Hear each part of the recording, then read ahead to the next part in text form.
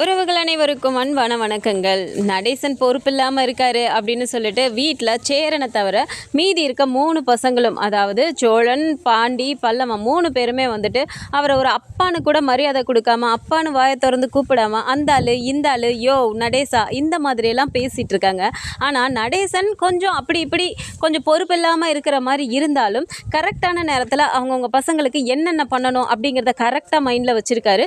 எல்லாத்தையும் தாண்டி பசங்களுக்கு ஒன்றுனா நான் இருக்கேன்டா அப்படிங்கிற மாதிரி முன்னாடி வந்து நின்று பண்ண போகிறாரு. அதுலேயும் சேரனுக்கு ஒன்று அப்படின்னா இன்னுமே கொஞ்சம் அதிக ஸ்பெஷலே இருக்குது அவருக்கு.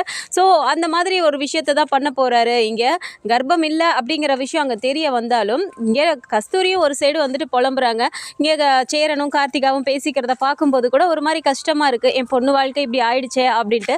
இது வரைக்கும் அண்ணான்னு கூப்பிடாத கஸ்தூரி கூட அண்ணன் அண்ணன்னு பேசுகிறதே வீட்டில் இருக்க எல்லாருக்குமே கொஞ்சம் ஆச்சரியமாக இருந்தாலும் கஸ்தூரி இப்போ முழுசாகவே மாறிட்டாங்க. நான் பண்ணது எவ்வளோ பெரிய தப்பு அப்படிங்கிறத புரிஞ்சுக்கிட்டு பேசும்போது இப்போது நடேசன் முழுக்க முழுக்க இங்கே சேரனை என்ன தான் வந்துட்டு நீ பண்ணது தப்பு அப்படின்ட்டு இப்படி ஒரு பொய் சொல்லுவீங்களா அப்படின்ட்டு இங்கே சந்தா வீட்டில் கேட்கும்போது ரொம்பவுமே ஒரு இதாக வந்துட்டு இங்கே நடேசன் வந்து சேரனுக்காக நிற்க போகிறாரு அப்படின்னு நீங்கள் நினச்சிங்கன்னா மறக்காமல் இந்த வீடியோக்கு ஒரு லைக்கை மட்டும் கொடுத்துருங்க. ஸோ இங்கேருந்து போகும்போதே ட்ரெயினில் வந்து பார்த்தா இங்கே கார்த்திகாவும் சேரனும் பார்த்து சிரிக்கிறத கூட இங்கே பாண்டியும் பல்லவனும் பார்த்துட்டு அண்ணா சரியில்லைண்ணா 2 பேரும் பார்த்து சிரிச்சுக்கிறாங்க அப்படியெல்லாம் பார்த்து பேசிகிட்டு இருக்காங்க. இதை சேரன் அவ்வளோ பெருசாக கண்டுக்கல. ஆனால் கார்த்திகாவுக்கு மனசு ரொம்ப ஒரு மாதிரி கஷ்டமாகுது. ஏன்னா சந்தா ஃபோன் பண்ணி கிளம்பிட்டீங்களா, என்ன பண்ணுறீங்க அப்படிலாம் ஒன்று கேட்டுட்டு 2 பேரும் வந்து வாய்ஸ் நோட் அப்படியே பேசி பேசி அனுப்புக்கிறதுலாம் இங்கே கார்த்திகாவுக்கு பார்க்க ஒரு மாதிரி கஷ்டமாகுது. நம்ம இருக்க வேண்டிய இடம், நம்மளோட வாழ்க்கை இப்படி மொத்தமாக போயிடுச்சே அப்படிங்கிற மாதிரி ஒரு ஏக்கத்தோடையே கார்த்திகா வந்துட்டு சேரன் பேசுகிறத வந்து ஒரு மாதிரி கஷ்டத்தோடையே பார்த்துட்டு இருக்காங்க. பட் சேரனுமே வந்துட்டு ட்ரெஸ் எல்லாம் இப்படி எடுத்துருக்கோம்ப்பா அப்படி எடுத்துருக்கோம்ப்பா அப்படிலாம் சொல்கிறாரு. அதுக்கு உடனே சந்தா இருந்துட்டு அப்படின்னா உங்களோட சட்டையும் என்னோட ட்ரெஸ்ஸுக்கு மேட்ச் ஆகிற மாதிரி இருக்கா அப்படிலாம் கேட்குறாங்க. ஆமாப்பா அந்த மாதிரி தான் வாங்கியிருக்கோம் இப்படிலாம் பேசுகிறது கார்த்திகாவுக்கு இங்கே ஒரு மாதிரி கஷ்டமாக இருந்தாலும் வெளியே காட்டிக்கவே மாட்டேங்கிறாங்க. ஆனால் கஸ்தூரிக்கு இதை பார்க்க பொண்ணோட முகம் மாறுது அப்படிங்கிறது ஒரு மாதிரி அவங்களுக்கு ஹர்ட் ஆகிக்கிட்டே தான் இருக்குது. இப்போ நடேசன் வந்துட்டு ஏதாவது சாப்பிட்றதுக்கு வாங்கிட்டு வந்தியாம்மா அப்படின்னு கேட்குறாரு. இல்லை அங்கிள் எதுவும் வாங்கலை, ஏதாவது ஸ்டேஷனில் வாங்கிக்கலாம் அப்படிங்கிறாங்க. சரி அப்போனா நான் இப்படியே போய் பார்க்குறேன், ஏதாவது ஸ்டேஷனில் நின்று நான் வாங்குறேன் அப்படின்னு சொல்லிட்டு இங்கே நடேசன் வந்து அந்த சைடு வராரு. அப்போ பார்த்தா இங்கே கஸ்தூரியும் வந்துட்டு அங்கே வந்துட்டு என்னென்ன இங்கே நின்றுட்டுருக்க அப்படிங்கிறாங்க. ஒன்றும் இல்லை சும்மா தான் ஏதாவது ஸ்டேஷனில் நின்னா கொறிக்கிறதுக்கு ஏதாவது வாங்கலான்னு வந்து நின்ன அப்படின்ட்டு. ஆமாம் என்னாச்சு, வீட்டிலலாம் எப்படி போகுது, ஏன் ரொம்ப நாளாக கார்த்திகா இங்கேயே இருக்கா, அவள் மூஞ்சி கூட சரியில்லையே, என்ன நடக்குது, அவள் சந்தோஷமாக இருக்காளா இல்லையா அப்படிங்கிறாரு. என்னத்தனே சொல்ல, எல்லாம் நான் பண்ண தப்பு தான்.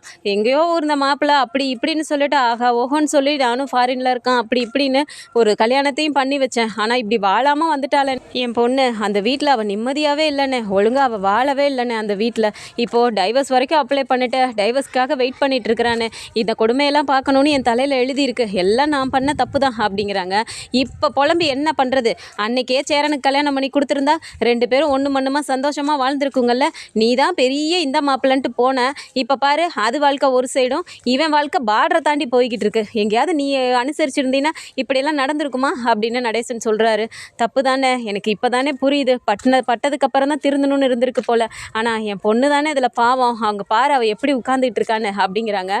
இப்போது நடேசன் எட்டி பார்க்கும்போது கார்த்திகா வந்துட்டு சேரனையே அப்படியே பார்த்துட்டே உட்காந்துட்டு இருக்காங்க. சேரன் அதை சந்தா கிட்ட பேசிகிட்டு இருக்கதை இதை பார்த்ததுமே நடேசனுக்கே ஒரு மாதிரி ஆகுது. அவள் ஏன் இப்படி ரொம்ப கஷ்டமாக இருக்க மாதிரி இருக்கா, ரொம்ப வருத்தத்தில் இருக்காளோ அப்படிங்கிறாங்க. என்னென்ன பண்ண சொல்கிற, என்கிட்டையும் வெளியில் பெற்றவங்க நான் எங்ககிட்ட சொன்னால் நான் கஷ்டப்படுவேணும்னு வெளியிலையும் காட்டிக்க மாட்டேங்கிறா. ஒரு புருஷங்காரனா இருக்கானே, ஒரு ஃபோன் பண்ணி பேசுகிறானா இல்லை இவ தான் ஃபோன் பண்ணால் அட்டன் பண்ணுறானா, எதுவுமே இல்லை. அந்த வீட்டில் அவள் யாரோ மாதிரி தான் இருந்திருக்கா, எங்ககிட்ட இத்தனை நாளாக சொல்லாமல் மறைச்சிருக்கா. நான் கூட போனதுலேருந்து நம்ம புள்ள நல்லா வாழ்கிறா அப்படின்னு நினச்சிக்கிட்டு இருந்தேன். ஆனால் அவள் போன அன்னையிலேருந்தே கொடுமையை தான் அனுபவிச்சிருக்கா அப்படின்னு சொல்லிட்டு இங்கே கஸ்தூரி ஒரு மாதிரி பேசுகிறாங்க. நடேசனுக்கு ரொம்ப கஷ்டமாக போகுது. என்னை என்ன பண்ண சொல்கிற கஸ்தூரி, கேட்டால் கஷ்டமாக தான் இருக்குது. நீ மட்டும் அன்றைக்கே யோசிச்சுருந்துருக்கலாம். இப்போ நமக்கு நிலைமையே கைமீறி போயிடுச்சே. இதோ சேரனுக்கு இப்போ அங்கே நிச்சயதார்த்தம் வரைக்கும் போயிட்டோம். ஒருவேளை இப்படி ஒரு பொண்ணு இல்லைன்னா கூட நான் திரும்பவும் கார்த்திகாவை சேரனுக்கே கல்யாணம் பண்ணி வைக்கிறதுக்கு ஏதாவது ஒன்று பண்ணலாம். இப்போ நம்ம நிச்சயதார்த்தத்துக்குள்ளே போய்கிட்டு இருக்கோம் அப்படிங்கிறாங்க. விடுன்னு என்ன பண்ணுறது, இப்படி தான் நடக்கணும்னு இருக்கும் போல இருக்குது அப்படின்னு சொல்லிட்டு மனசை தேத்திக்கிறாங்க. சரி வா போய் உட்காருவோம், ரொம்ப நேரமாக நிற்காத கால் வலிக்கும் அப்படின்ட்டு கூட்டிகிட்டு வந்து 2 பேருமே இப்போ உட்காந்துடுறாங்க. ஸோ பீகாருக்கு போகிற வழியிலே வந்து பார்த்தா இப்போது நைட்டு எல்லாருமே படுத்துடுறாங்க, படுத்து தூங்கிட்டு இருக்காங்க. அந்த நேரம் பார்த்து இப்போது சேரன் வந்துட்டு சந்தா கிட்ட பேசிட்டு, சரிப்பா நாங்கள் எல்லோரும் படுத்துட்டோம், நானும் அப்படியே கொஞ்சம் நேரம் தூங்குறேன், காலையில் பேசுகிறேன் அப்படிங்கிறாங்க. சரி அப்படின்னு அவங்களும் ஃபோனை வச்சிடுறாங்க. வச்சுட்டு சரி பாத்ரூம் போயிட்டு வந்துடலாம் அப்படின்னு சொல்லிட்டு இப்போ சேரன் எழுந்து வராரு. அங்கே பார்த்தா இப்போது அப்படியே கார்த்திகா நின்று அந்த ட்ரெயின் வழியாக அங்கிட்ட அப்படியே அந்த பாதையில் காற்றுல நின்றுட்டு அப்படியே வேடிக்கை பார்த்துட்டு நின்றுட்டுருக்காங்க. இதை பார்த்ததுமே இங்கே சேரனுக்கு பக்குன்னு ஆகுது. போயிட்டு அப்பா கார்த்திகா என்னப்பா இங்கே நின்றுட்டுருக்க அப்படிங்கிறாங்க. ஒன்றும் இல்லை மாமா, ஒன்றும் தூக்கம் வரமாட்டேன்ருச்சு, அதான் சும்மா இப்படியே வேடிக்கை பார்க்கலான்னு வந்து நின்னேன். ஆமாம் நீங்கள் தூங்கலையா அப்படிங்கிறாங்க. இல்லைப்பா சந்தா பேசிகிட்டு இருந்துச்சு, சரி அதான் ஃபோனை வச்சுட்டு பாத்ரூம் போய் படுக்கலான்ட்டு வந்தேன்ப்பா. நீ என்னப்பா இங்கே நின்றுட்டுருக்க, சரி உனக்கு பசிக்குதா, ஏதாவது எடுத்து தரவா, சாப்பிட்றியா அப்படிங்கிறாங்க. இல்லை மாமா எனக்கு அதெல்லாம் ஒன்றும் வேண்டாம், நீங்கள் போங்க பாத்ரூம் போயிட்டு வாங்க அப்படிங்கிறாங்க. சரிப்பா அப்படின்ட்டு பாத்ரூம் போயிட்டு வராரு. அங்கேயும் அப்படியே கார்த்திகா நின்று பார்த்துட்டே இருக்கும்போது வந்து பார்த்துட்டு, என்னப்பா மாப்பிள்ளை என்னதான் சொல்கிறாரு, ஏதாவது பேசினாரா அப்படிங்கிறாங்க. மாமா நிலைமை கை மீறி போயிடுச்சு மாமா, என் வாழ்க்கை அவ்வளோதான், இப்போ போய் அவர் பேசினாரா இல்லையான்லாம் நீங்கள் கேட்டுட்ருக்கீங்க, அதுக்கெலாம் வாய்ப்பே இல்லை, டிவோர்ஸ் அப்ளை பண்ணியாச்சு மாமா, டைவர்ஸ்க்காக வெயிட் பண்ணிட்டுருக்கவகிட்ட போய் ஏதோ சமாதானம் பேசின மாதிரி கேட்டுட்ருக்கீங்களே நீங்கள் அப்படிங்கிறாங்க. என்னப்பா கார்த்திகா எனக்கு ரொம்ப கஷ்டமாக இருக்குப்பா இதெல்லாம் கேட்குறதுக்கு அப்படிங்கிறாங்க. விடுங்க மாமா, அதுக்கு என்ன பண்ண முடியும், என் தலையில் இப்படி தான் எழுதியிருக்கும் போல், நீங்கள் அதெல்லாம் பெருசாக நினச்சி கவலைப்படாதீங்க மாமா, உங்கள் லைஃப் நல்லா இருக்கணும், நாளைக்கு நிச்சயதார்த்தத்துக்கு போனோம்ல, நிச்சயதார்த்தம் முடிஞ்சு கல்யாணம் முடிஞ்சு நீங்கள் நல்லா இருக்க போகிறீங்க, விடுங்க மாமா பார்த்துக்கலாம் அப்படிங்கிறாங்க. எப்படிப்பா கார்த்திகா எனக்கு பார்க்க கஷ்டமாக இருக்குப்பா, நீ இப்படி இருக்கும்போது நான் மட்டும் சந்தோஷமாக இருக்கணும்னா எப்படிப்பா அது உண்மையான சந்தோஷமாக இருக்கும் அப்படிங்கிறாங்க. மாமா அதை பற்றிலாம் நீங்கள் யோசிக்காதீங்க, நீங்கள் என்ன நினச்சி கவலைப்பட்டுட்டு இருந்தீங்கன்னா உங்களையும் நம்பி இருக்க சந்தாக்கு என்ன பதில் சொல்லுவீங்க, அப்போ தேவையில்லாமல் அவங்க உங்கள் மேலே ஏதாவது சண்டை போட்டு தேவையில்லாத பிரச்சனை வருமாம்மா, இது இப்படியே விட்டுருங்க நீங்கள் அப்படிங்கிறாங்க. அப்போது சரிப்பா படுத்துக்கலாம் தூங்குப்பா அப்படிங்கிறாங்க. சரிங்க மாமா அப்படின்ட்டு வந்து இப்போ கஸ்தூரி பக்கத்தில் போய் கார்த்திகா உட்காந்துக்கிறாங்க. சேரன் போயிட்டு அப்படியே ஒரு சைடு படுத்துடுறாரு. இப்போது இங்கே பல்லவனும் பாண்டியும் பார்த்தா, நான் சொன்னது சரியாக போச்சா, அங்கே பாருண்ணே 2 பேரும் தனியாக போய் பேசிட்டு வராங்க அப்படின்ட்டு இங்கே பல்லவன் சொல்கிறாரு. டேய் என்னடா நடக்குதுங்க, நாளைக்கு நிச்சயதார்த்தத்துக்காக போய்கிட்டு இருக்கோம், இங்கே அண்ணன் என்னடானா கார்த்திகா கூட போய் தனியாக பேசிட்டு வருது, எனக்கு ஒன்றும் புரியலடா அப்படிங்கிறாங்க. இந்த பயம் எனக்கும் தானே இருக்குது, எப்படியோ நல்லபடியாக நிச்சயதார்த்தம் முடிஞ்சு கல்யாணம் முடிஞ்சால் போதும், இப்போது கார்த்திகா கிட்டேருந்து அண்ணனை காப்பாற்றுறதா இல்லை அண்ணன் கிட்டேருந்து கார்த்திகாவை காப்பாற்றுறதானே நம்மளுக்கு புரியலையே அப்படிங்கிறாங்க. விடுறா தேவையில்லாமல் நம்ம யோசிக்க வேணாம், நம்ம தான் இங்கே தானே இருக்கோம் பார்த்துக்கலாம் விடு அப்படின்ட்டு இங்கே பாண்டியும் சொல்லிடுறாரு. சரி படுடா அப்படின்னோடனே 2 பேரும் படுத்துடுறாங்க. ஸோ பீகாருக்கே போய் இறங்கினதுக்கப்புறமா பார்த்தா இப்போது திடீர்னு வீடு பூட்டி இருக்குது. பார்த்த உடனே இவங்களுக்கு எல்லாம் ஷாக் ஆகுது. என்ன வீடு பூட்டி இருக்கே, ஒருவேளை நிச்சயதார்த்தத்தை அன்றைக்கி மாதிரி ஏதோ மண்டபத்தில் எதுவும் அரேஞ்ச் பண்ணியிருப்பாங்களோன்னே அப்படின்னு நிலா கேட்குறாங்க. தெரியலையப்பா சந்தா எதுவுமே சொல்லலையே, ஒருவேளை நமக்கு சர்ப்ரைஸாக இருக்கணும்னு எதுவும் சொல்லாமல் இருக்கோ என்னவோ அப்படின்ட்டு இப்போ பேசிகிட்டு இருக்கும்போதே சோழன் போயிட்டு எங்கே இங்கே இருக்க உங்களை காணுமே, எங்கே நிச்சயதார்த்தம் எங்கே நடக்குது, எந்த இதில் மண்டபத்தில் ஏதாவது அரேஞ்ச் பண்ணியிருக்காங்களா அப்படிங்கிறாங்க. நிச்சயதார்த்தம்லாம் நகி அங்கே கல்யாணமே போயிட்டுருக்கு அப்படிங்கிறாங்க. கல்யாணமா என்ன சொல்கிறீங்க, யாருக்கு அப்படிங்கிறாங்க. சந்தாவுக்கு தான், சந்தாவுக்கும் அவங்க மாமாவுக்கும் தான் கல்யாணம் அப்படிங்கிறாங்க. கேட்ட உடனே இவங்க எல்லாருக்கும் தூக்கி வாரி போகுது. இங்கே நடேசன் ஒரு மாதிரி பார்க்குறாரு, கஸ்தூரி ஒரு மாதிரி பார்த்துட்டு, டேய் சேரா என்னடா நடக்குது, உனக்கு நிச்சயதார்த்தம் வர சொல்லிட்டு இப்போ வேற ஒருத்தருக்கு கூட கல்யாணமா, என்னடா அது அப்படிங்கிறாங்க. அத்தை கொஞ்ச நேரம் இருங்க அத்தை, எனக்கும் ஒன்றும் புரியல அப்படின்ட்டு இங்கே சந்தாவுக்கு கால் பண்ணுறாரு, ஃபோன் எடுக்கல, அனீஷுக்கு கால் பண்ணுறாங்க, ஃபோன் எடுக்கல, என்ன நடக்குதுன்னு தெரியலையா அப்படின்ட்டு எங்கேப்பா கல்யாணம் நடக்குது அப்படின்னு இங்கே விசாரிக்கிறாங்க. ஸோ அவங்க சொன்ன உடனே வேகமாக அங்கேயே போகிறாங்க. அங்கே போனால் இப்போது கல்யாணத்துக்கு எல்லா ஏற்பாடும் ஆகிட்டுருக்கு. வெளியிலே வந்துட்டு அனீஷ் நின்றுட்டுருக்காரு. போன உடனே இப்போ சேரனை பார்த்த உடனே அப்படியே ஒரு மாதிரி முறைக்கிறாரு. என்ன அனீஷ் என்ன நடந்துட்டுருக்கீங்க, நிச்சயதார்த்தம்னு எங்களை வர சொல்லிட்டு என்ன இங்கே யாரு கூட கல்யாணம், யாருக்கு கல்யாணம் எங்களுக்கு புரியலையா அப்படிங்கிறாங்க. என்ன பையா உங்களை நாங்கள் எவ்வளோ நம்பினோம், இப்படியா பையா எங்களை ஏமாற்றுவீங்க அப்படிங்கிறாங்க. ஏமாற்றிட்டேனா என்ன அனீஷ் சொல்கிற அப்படிங்கிறாங்க. ஆமாம் பையா வீட்டில் இருக்க எல்லாருக்கும் உண்மை தெரிஞ்சிருச்சு, சந்தா கர்ப்பமாக இருக்கான்னு சொல்லி தானே கல்யாணத்தை நிறுத்தினா, அதனால தானே உங்களை தவிர வேறு யாருக்கும் கல்யாணம் பண்ணி வைக்க முடியாதுன்னு சொல்லிட்டு கல்யாணத்துக்கு ஏற்பாடு பண்ணாங்க. ஆனால் அவள் கர்ப்பமே இல்லைங்கிற விஷயம் வீட்டில் எல்லாருக்கும் தெரிஞ்சு போச்சு, ஏன் பையா இப்படி பண்ணீங்க அப்படிங்கிறாங்க. சேரனுக்கு அப்படி ஷாக் ஆகுது. அப்படின்னா உண்மை தெரிஞ்சிருச்சு போல் அப்படின்ட்டு, சரி அனீஷ் சந்தா எங்கே இப்போ அப்படிங்கிறாங்க.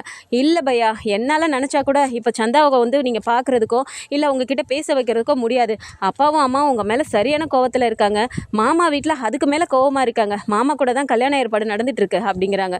என்ன அனீஷ் நீ பேசிகிட்டு இருக்க அப்படின்னு பேசிட்டு பேசிகிட்டு இருக்கும்போதே நடேசன் டக்குன்னு பார்த்துட்டு, டே என்னடா இப்போ என்ன ஒரு பொய் சொன்னா, ஒரு கல்யாணம் பண்ணணும்னா எத்தனை பொய் வேணால் சொல்லி ஒரு கல்யாணம் நல்லபடியாக நடக்கணும், அவங்க நல்லபடியாக சந்தோஷமாக வாழணும்னா பண்ணலான்னு அந்த காலத்தில் பெரியவங்களே சொல்லியிருக்காங்களே, நீங்கள் என்ன பெரிய அதிசயமாக சொல்கிறீங்க? இப்போது என் பையன் அந்த மாதிரி தப்பு பண்ணியிருந்து ஏன்டா அப்படி பண்ணுன்னு அவன் சட்டையை பிடிச்சி கேட்டால் ஒரு நியாயம், அது வந்து பொய்யனும் தெரிஞ்சு போச்சு, அப்படிப்பட்ட ஒரு நல்லவனுக்கு கல்யாணம் பண்ணி கொடுக்க உங்களுக்குலாம் அவ்வளோ கஷ்டமாக இருக்கா அப்படின்னு இங்கே நடேசனும் கேட்குறாரு. அனீஷுக்கு பார்த்துட்டு என்ன சொல்கிறதுனே தெரில. இங்கே பாருங்கப்பா, என்னால் எதுவுமே பண்ண முடியாது, என் அப்பா அம்மாவை பற்றி அதோ பையாவுக்கு நல்லாவே தெரியும், அவங்க என் மாமாவுக்கு தான் சந்தாவை கல்யாணம் பண்ணி கொடுக்கணும், அவங்க கூட இருந்தால் நல்லா வாழுவா வசதியாக வாழுவான்னு சொல்லி தான் அவங்க எல்லா ஏற்பாடும் பண்ணாங்க. ஆனால் கடைசி நேரத்தில் சந்தா அப்படி சொன்னதுனால தான் அவங்களும் கல்யாணம் வேணாம், இந்த மாதிரி ஒரு பொண்ணையா எங்கள் கல்யாணம் பண்ணி வைக்க போகிறீங்கன்னு அவங்களும் கோச்சிட்டு போயிட்டாங்க.